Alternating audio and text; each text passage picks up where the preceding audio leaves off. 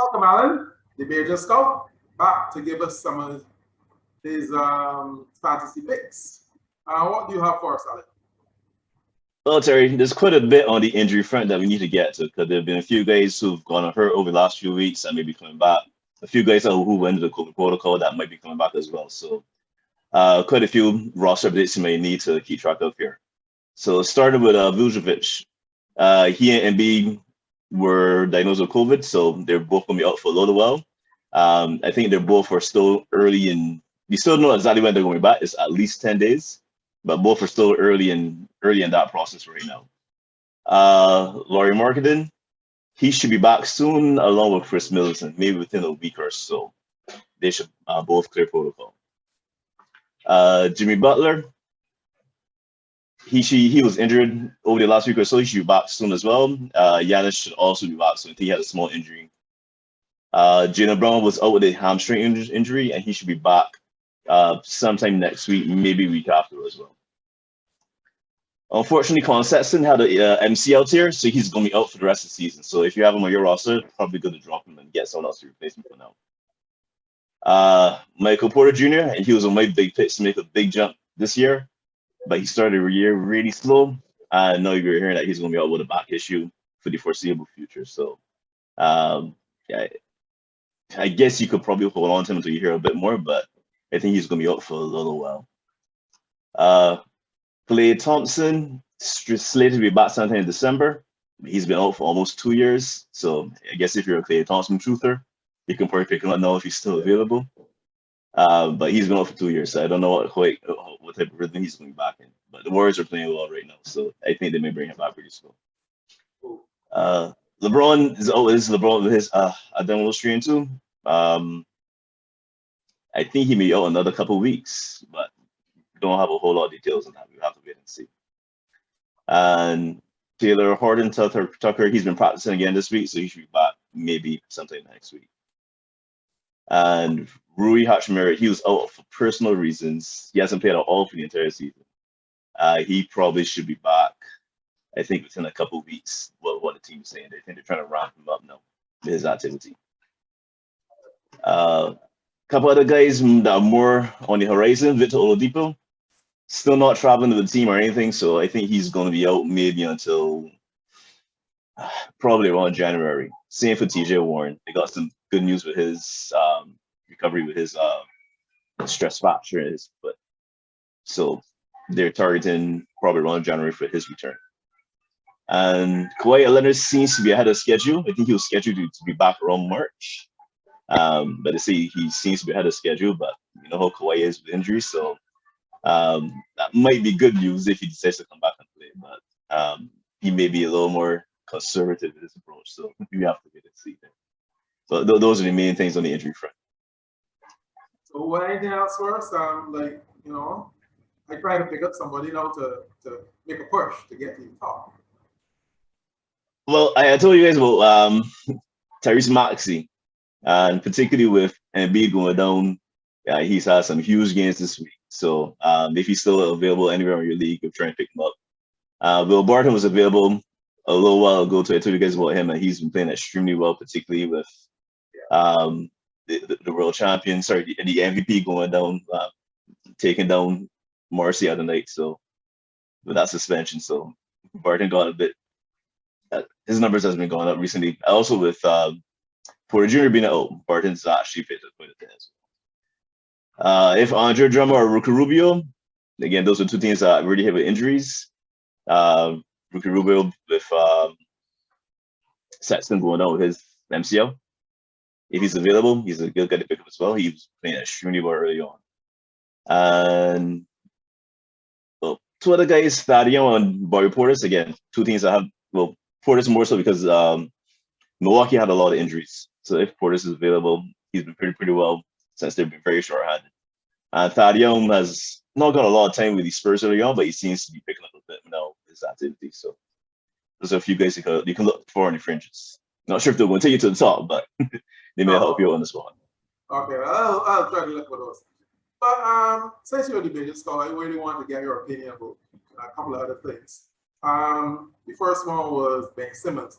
What's your take with the Ben Simmons saga in Philadelphia? Yeah, that's a. I think both sides are playing a little dirty here with this concern. As you know, recently Ben was saying that he has some mental health issues, so that's the reason why he hasn't been playing recently. And the team has tried to respect that, but the issue is that Ben hasn't really been open to working with the team to go through the issues.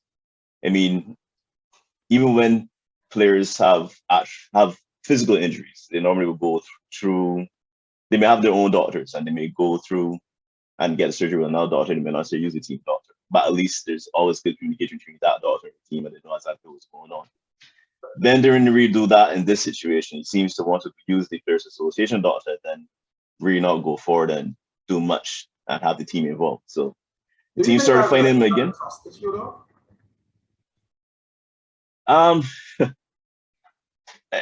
I think it. Yeah, I think it could be a bit of a trust issue because, as far as Ben is concerned, he doesn't want to get involved with the team doctors because he thinks the team doctors are just going to try to force him to play again.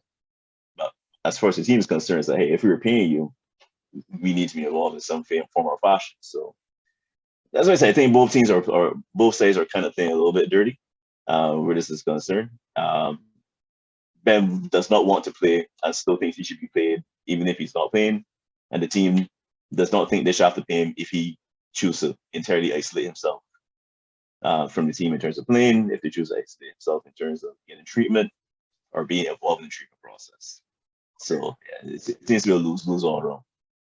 Right. And then there's John Wall, who probably will not play the entire season at the rate it's going. Yeah, Wall is that's a bit more amicable. With Wall is concerned, the team is moving in a different direction. All young players, I think they're probably one of the youngest teams ever. Just look at their roster makeup. He doesn't really fit on that roster. It doesn't make sense. It doesn't make sense for them to start him ahead of Porter or ahead of Jalen Green. It makes sense to build those two young guys. It really doesn't make sense to bring a guy like John Wall's card off the bench either. So, and his contract is extremely terrible. I mean, Washington did well to trade him to Houston in the first place. Houston, I don't know how Houston doesn't seem to have anyone that is going to take him off their hands. So it doesn't make sense for him to play him, and I don't think they're going to be able to find a trade for him. So I think he's probably going to have to chill for the next year.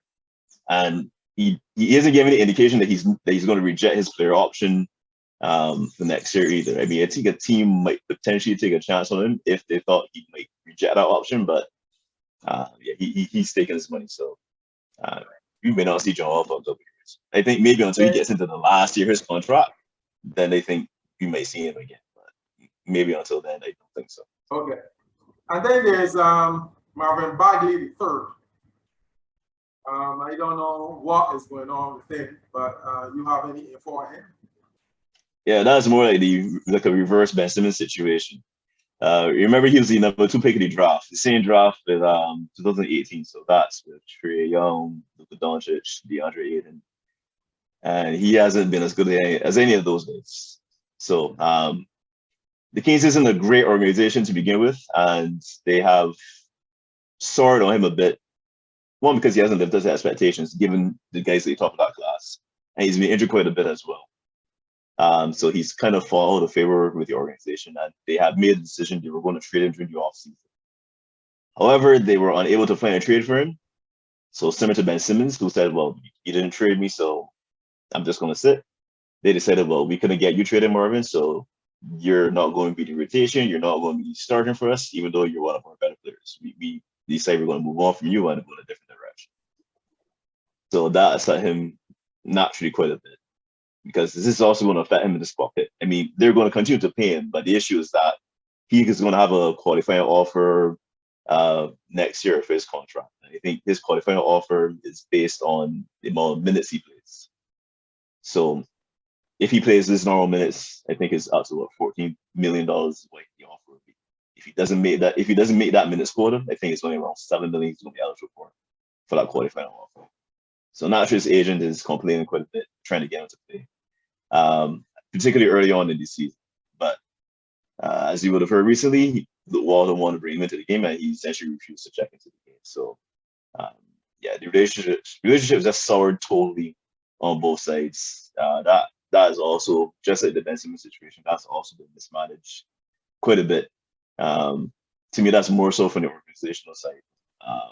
I think with the Ben Simmons situation, I think there's equal blame on both the player side and the organization side. But this one, I think this is primarily the organization that's messing this up entirely.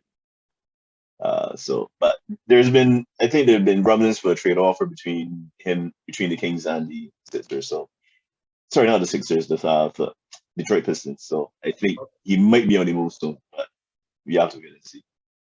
Okay, so that is the top of the line info from the Bajan Scout, Alan Pinder. Up next, though, we will have a session in the paint with the Bajan Avengers, Aaron, and Keelan. So, Alan, I'll be speaking to you later. All right, Derek.